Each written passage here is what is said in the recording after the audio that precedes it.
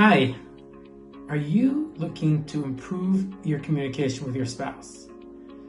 My name is Zev Berkowitz and I am an LCSW specializing in couples and communication issues amongst partners.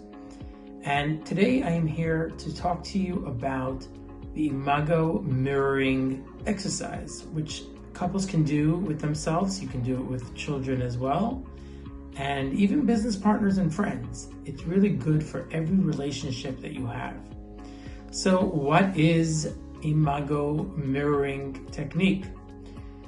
So Harville Hendricks, who's the founder of Imago Therapy, came up with this idea that people feel unvalidated, unheard, as well as not seen during conversations.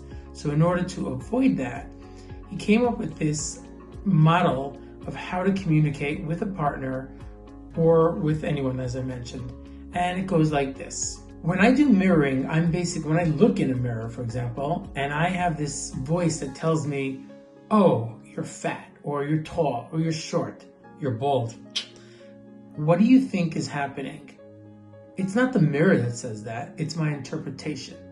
Similarly, with the mirroring exercise, what we want to do is we want to repeat back to our partner exactly what we hear them say.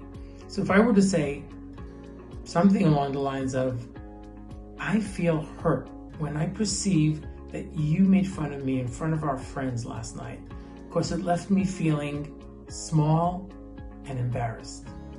If I were to mirror that to my partner, I would say, so if I heard you correctly, what I hear you saying, something along the lines of that, if I understood you correctly, you felt hurt when you perceived that I made fun of you yesterday in front of our friends because it left you feeling embarrassed and belittled. I didn't change anything in the dialogue. I tried to stay to it. Now, no one's going to be able to do it perfectly. We want to try as best as we can to do it in a way that's as close to what the person said.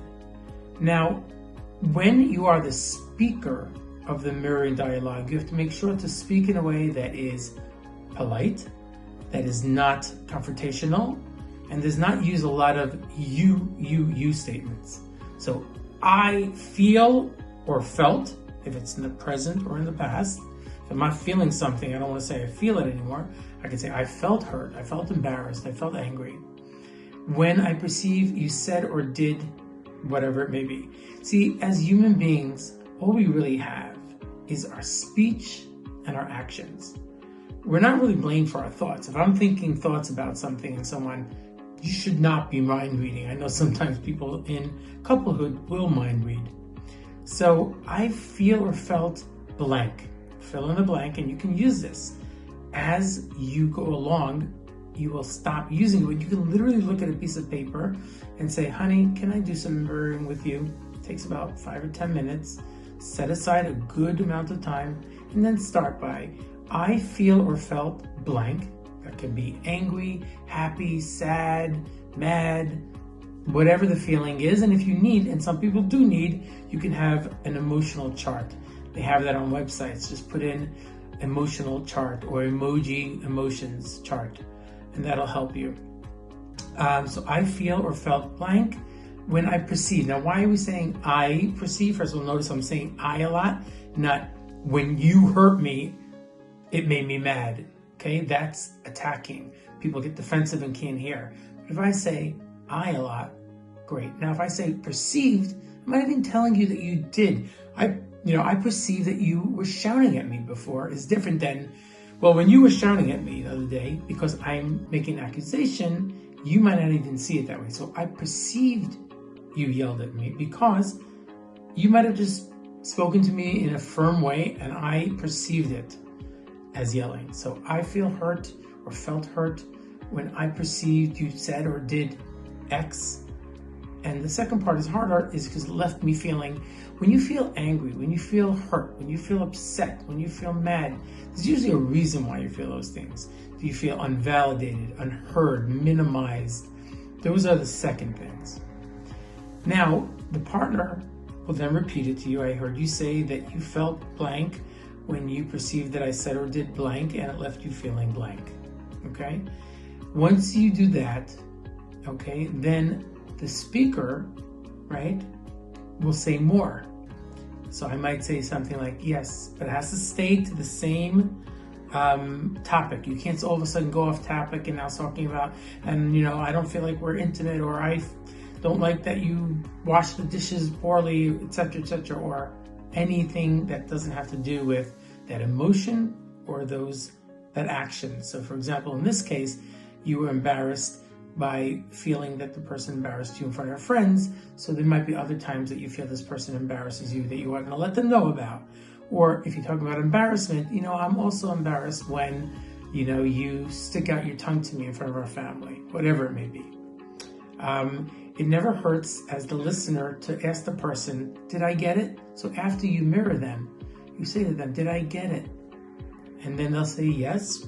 If they say no, hopefully what they will say as the speaker is that they'll say, what did I miss? And they'll say, you missed that I said, I'm very upset. So you want to ask clarifying questions. So as the listener, your job is for the most part to chuck your ego out the window. It's not about you right now. You'll have a chance to speak. It's really about the speaker. So you're trying to see it from behind their eyes. If you don't chuck your ego out, you're always going to get defensive. So I just mirrored you, and now I'm saying, is there more? As the person who's speaking, you say, you know what? No, that's it. Great. If there is more, yeah, there's more. What is it? And then you say, and I also feel blah, blah, blah, blah when you do blah, blah, blah, blah. And again, it has to be in the same topic. Once the person finishes all their mirroring, and it can be done in multiple sessions, multiple sentences and mirrorings, and it's better to do shorter mirroring so the person gets everything versus you throw all this information at me and then I can't mirror you. I say a summary. So in total, I heard blah, blah, blah, blah, blah, blah, whatever it is that you heard the person say. In this case, you can use some of your own wording. And the person will say, yeah, you got it. Or, you missed some key points. What did I miss? Okay, so you do the mirroring in stages and then you give a summary. And that's the M part for mirroring. Then you have two more things, which is going to be talked about in the next two podcasts or YouTube videos, which is validation, that's the V, and empathy. Okay, so just to summarize, we have mirroring. As the speaker, I'm trying very hard not to attack you, and I'm using I statements and perceived. I felt frustrated when I perceived that I told you or asked you to do the dishes yesterday, and I perceived it wasn't done because it left me feeling ignored. And now as the person listening, I say, so if I heard you correctly, you said that you felt hurt when you perceived I didn't do the dishes because you felt ignored because you had told me to do the dishes. Did I get it? Yeah. Is there more? You know what? I really also feel that oftentimes you say you're going to do the beds as well, and that doesn't get done. I'm feeling really frustrated by that. Okay, so really be careful with the words you choose. And if you want to learn more, click below for the Imago Mirroring Dialogue, and stay tuned to validation and empathy, which is to come. And together you have MVE, mirroring, validation, empathy. If you'd like to set up a consultation to work on any kind of couples issues with communication, please click on my website below and set up a consultation. It's free, and I look forward very much to meeting you soon.